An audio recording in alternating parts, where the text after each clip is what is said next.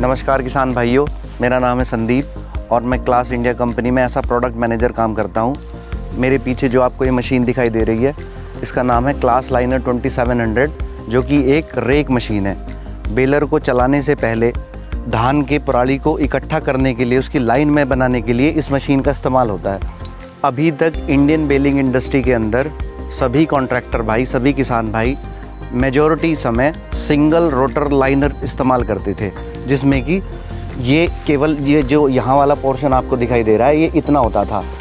Liner 2700 का क्या फ़ायदा है कि ये liner double rotary liner system है। इसके अंदर एक लाइनर आपको लेफ़्ट साइड में चलता हुआ दिखाई देगा, एक लाइनर आपको राइट साइड में चलता हुआ दिखाई देगा।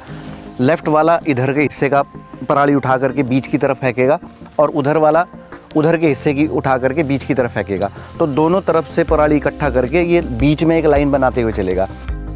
इसका जो एरिया कवरेज है वो 6.8 मीटर से लेकर के 7.4 मीटर की एक ही लाइन ये बीच में बना देगा। अगर हम इसके ट्रैक्टर द्वारा हिचिंग की बात करें तो यहाँ पर आपको दो प्रकार की हिचिंग दिखाई देंगी, एक हाइड्रोलिक हिचिंग और एक मैकेनिकल हिचिंग। मैकेनिकल हिचिंग पीटीओ द्वारा पावर इसके मशीन के पीछे जाएगी और यहाँ से कैटेगरी 2 हाइड्रोलिक लिंक के द्वारा ट्रैक्टर के साथ अटैच होगी। पीटीओ को चलाने के लिए ट्रैक्टर द्वारा 540 पीटीओ आरपीएम्स चाहिए और 75 इंजन एचपी चाहिए।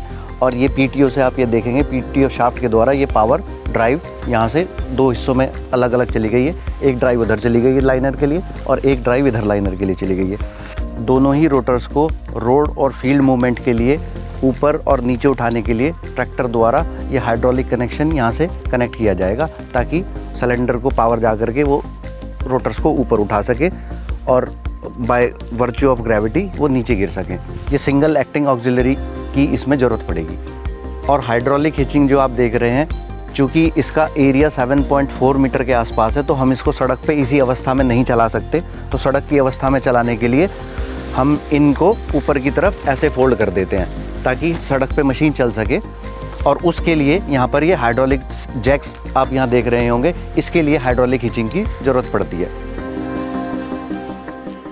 ड्राइव यहाँ पर आने के बाद ये रोटरी सिस्टम है, इसके अंदर एक कैम है जो कि इनकी टाइमिंग को एडजस्ट करती है, इन आर्म्स की टाइमिंग को, कि इनको कब खुलना है, कब बंद होना है, कहाँ से माल उठाना है, कहाँ पर फेंकना है। ये इन आर्म्स के द्वारा आप यहाँ देखेंगे ये टाइन्स लगी हैं। ये टाइन्स पराली को उठा कर के एक जगह से दूसरी जगह पर फेंकती हैं। आर्म्स की सेफ्टी को ध्यान में रखते हुए, ताकि खेत में चलते हुए आर्म्स अगर किसी सॉलिड ऑब्जेक्ट जैसे कि कोई पेड़ या कोई खंभा या कोई पत्थर को हिट कर जाती है तो आर्म्स टूटे नहीं, उसके लिए हमने एक सेफ्टी प्रोविज़न दिया है कि आर्म्स उस पर्टिकुलर जगह से बैंड कर जाएगी और बैंड होने के बाद हम दोबारा से उस आर्म्स को सीधी करके इस्तेमाल कर सकते हैं। फील्ड से रोड की तरफ जाते वक्त चूँकि ये दोनों ही रोटर ऊपर की तरफ चले जाएंगे, तो ये आर्म्स एक दूसरे से हिट ना करें। ये यहाँ से हम निकाल के और इस तरीके से रख सकते हैं। टाइन्स कितनी हाइट पर चलानी है ताकि वो माल को अच्छे से कलेक्ट कर सकें, स्ट्रॉ को अच्छे से कलेक्ट कर सके, और ऐसा भी ना हो कि टाइन्स इतने नीचे चली जाए कि वो सॉइल को स्ट्रॉ के साथ साथ कलेक्ट करना शुरू कर दे।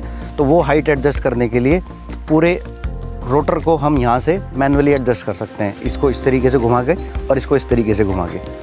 अगर खेत कहीं समतल नहीं है, ज़मीन ऊंची नीची है, तो उसको ध्यान में रखते हुए दोनों ही लाइनर्स यहाँ पर टेंडम एक्सल के ऊपर रखे गए हैं। टेंडम एक्सल से मेरा मतलब है कि अगर कहीं पर खेत इस तरीके से होंगे, ऊपर नीचे आगे पीछे, तो ये टेंडम एक्सल ऑटोमेटिकली अपने आप को एडजस्ट करेगा ताकि ये ऊपर वाले रोटर्स अपनी सेम लेवल बना के रखें और कहीं से माल ना छूटे और या कहीं पर टाइन्स नीचे टच होने के बाद डैमेज ना हो। सो मेरा आप सभी से निवेदन है कि कम समय में ज़्यादा से ज़्यादा काम करने के लिए और ज़्यादा से ज़्यादा कमाई करने के लिए इन एडवांस्ड रोबोस्ट बेलिंग सॉल्यूशंस का इस्तेमाल करें और अपने पर्यावरण को भी बचाएं। धन्यवाद।